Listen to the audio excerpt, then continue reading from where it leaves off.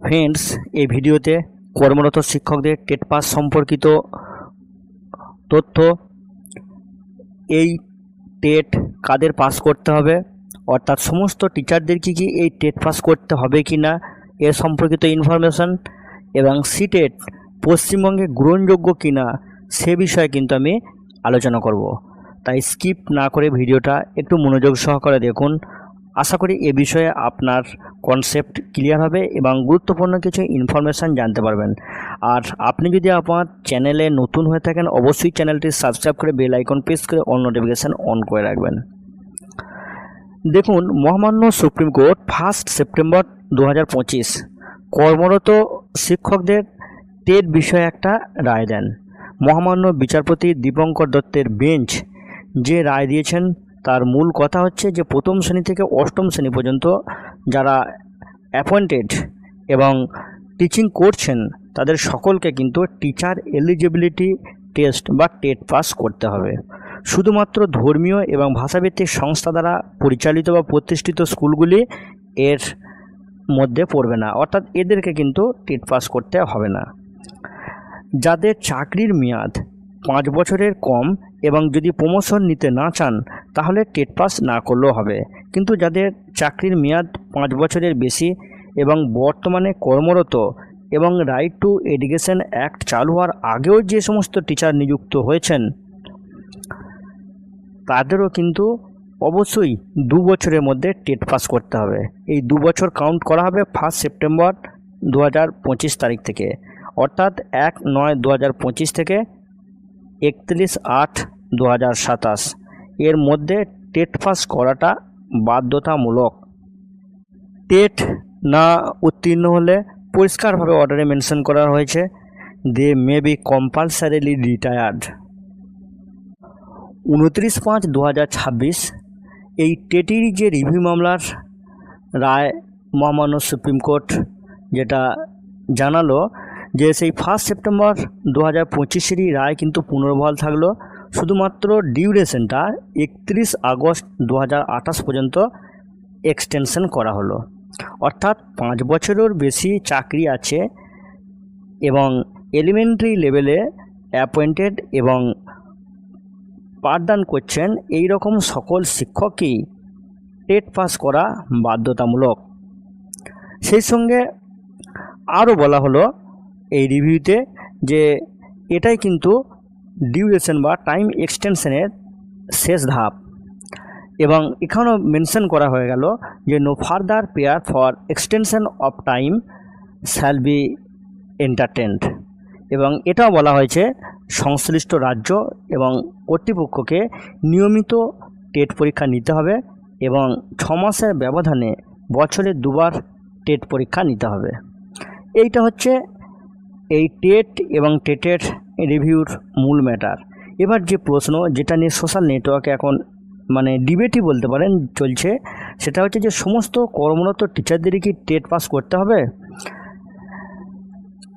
দেখুন, 5 বছরের বেশি চাকরি আছে এমন কর্মরত সকল টিচারদেরই কিন্তু টেট পাস করা বাধ্যতামূলক, যেটা অর্ডারে বলা আছে। তাহলে প্রশ্ন হচ্ছে যে 9, 10 কিংবা 11, 12 এ তো এলিমেন্টারি লেভেলের আওতায় পড়ছে না, তাহলে এই ক্ষেত্রে যে অ্যাপয়েন্টেড টিচাররা আছেন তাদেরও কি টেট পাস করতে হবে? এই মুহূর্তে এই প্রশ্নের উত্তর বলা কিন্তু কঠিন, কারণ ওয়েস্ট বেঙ্গলে সরকারি বা সরকারি সাহায্যপ্রাপ্ত স্কুলগুলোতে বিভিন্ন টাইপের টিচারদের অ্যাপ্রুভাল রয়েছে, যেমন normal section pass, normal section honours PG, HS section, এদের জয়েনিং কিন্তু 2011-র আগে। আবার এসএলএসটি 2016-র নিয়োগের যে টিচার রয়েছেন তাদের অ্যাপ্রুভালে দেখবেন গ্র্যাজুয়েট, 9, 10, 11, 12 বা পিজি, এবং আপার প্রাইমারিরও অনেক অ্যাপয়েন্টমেন্ট টিচার রয়েছেন।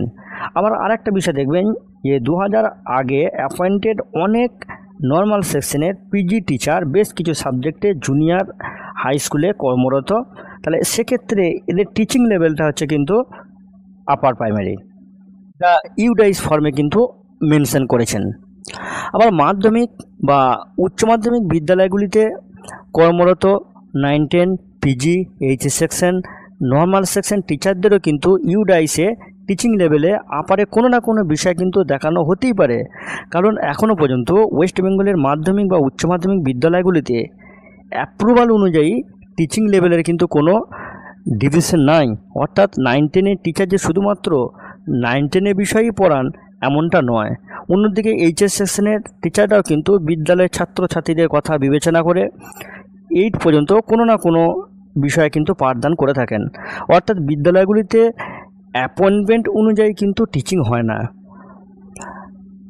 পাস কোর্স 9-10-এর টিচারদেরও কিন্তু অনেক স্কুলে উচ্চ মাধ্যমিকে বা কোনো বিষয় পড়াতে হয়, বা এইচএস সেকশনের টিচাররা কিন্তু আপার প্রাইমারি লেভেলের কোনো না কোনো বিষয় কিন্তু পাঠদান করে থাকেন।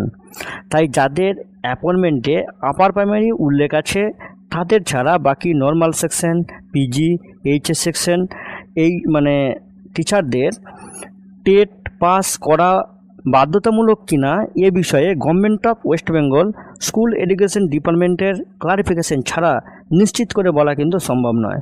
আপনারা সংবাদ মাধ্যমে দেখেছেন যে নতুন শিক্ষামন্ত্রী খুব শীঘ্রই শপথ নিতে চলেছেন, বা নতুন শিক্ষামন্ত্রীর পদে সম্ভবত নতুন কেউ আসতে চলেছেন। তাই নতুন শিক্ষামন্ত্রী এবং শিক্ষা দপ্তর পুনর্গঠনের পর এ বিষয়ে কিছু নির্দেশিকা আসতে পারে, এমনটা কিন্তু আশা করা যেতেই পারে। এবং সেই নির্দেশিকা না আসা পর্যন্ত কিন্তু আপনারা যাই বলুন না কেন এ বিষয়ে পরিষ্কার ক্লারিফিকেশন কিন্তু পাওয়া কঠিন ব্যাপার। আবার 12 RLSTর ক্ষেত্রে অল টিচারদের 90 নম্বরের টেট দিতে হয়েছিল, যা কন্ডাক্ট করেছিল কিন্তু স্টেট। আবার 2016-তে টেট ছিল না, সুতরাং প্রতিটা নিয়োগের ক্ষেত্রে রিক্রুটমেন্ট রুলস কিন্তু আলাদা। তাই একটার সাপেক্ষে আর একটার প্রেডিকশন করা বা অনুমান করা কিন্তু কঠিন কাজ। এরপরে যে প্রশ্ন যে সিটেট কি পশ্চিমবঙ্গে গ্রহণযোগ্য, এই প্রশ্নটা এই মুহূর্তে খুবই একটা রিলিভেন্ট বা প্রাসঙ্গিক। কেন? এখন কিন্তু সিটেটের ফর্ম ফিল আপ চলছে। এর উত্তর আপনি পেয়ে যাবেন যদি সিটেট সেপ্টেম্বর 2026-এর যে লেটেস্ট ইনফরমেশান বুলেটিন পাবলিশড হয়েছে সেটা যদি আপনারা একবার সেটা ওপেন করেন, সেখানে দেখবেন যে পয়েন্ট 3টা খুব এ বিষয়ে অ্যাপ্লিকেবল। এবং সেখানে যে মূল ম্যাটার যে রাজ্য যদি ভাবে যে টেট কন্ডাক্ট করবে না, সেক্ষেত্রে সিটেটকে কিন্তু কনসিডার করতে পারে, এবং সেক্ষেত্রে অবশ্যই একটা নোটিফিকেশান এ বিষয়ে দিয়ে তারা জানিয়ে দেবে। আবার ইন সার্ভিসদের টেট পাস নিয়ে কিন্তু যে অর্ডার, সেই অর্ডারে কিন্তু টেট কোয়ালিফাইড কথা বলা হয়েছে, সেখানে টেটের নেচারটা কিন্তু উল্লেখ করা নাই। অর্থাৎ সেই যে টেটটা কোয়ালিফাইড করবে সেটা সিটেট না স্টেট কন্ডাক্টেড স্টেট, সেটা কিন্তু পরিষ্কারভাবে কিন্তু কোনো মেনশন করার নাই। তাই এখন যেহেতু সিটেট ফর্ম ফিল আপ চলছে, এই মুহূর্তে আবার মহামান্য সুপ্রিম কোর্টের টেট পাস বাধ্যতামূলক বিষয়ে অর্ডারটা এসছে, এবং তাই হয়তো আপনারা সিটেটে ফর্ম ফিল আপ করতেই পারেন। সিটেটের লাস্ট ডেট হচ্ছে 10/6/2026। তাই এটা নিয়ে কিন্তু এই মুহূর্তে আমি বলবো যে বিচলিত হওয়ার বা বিরাট উদ্বিগ্ন হওয়ার কোনো জায়গা নেই। দেখুন শিক্ষা দপ্তর থেকে এই বিষয়ে কী ইনফরমেশান আসছে, এবং স্কুল এডুকেশন ডিপার্টমেন্টের ক্লারিফিকেশান এলে বিষয়টা তো আরও ক্লিয়ার হবেই। তো ফ্রেন্ডস, আশা করি বিষয়টা আপনাদের কাছে ক্লিয়ার হয়েছে।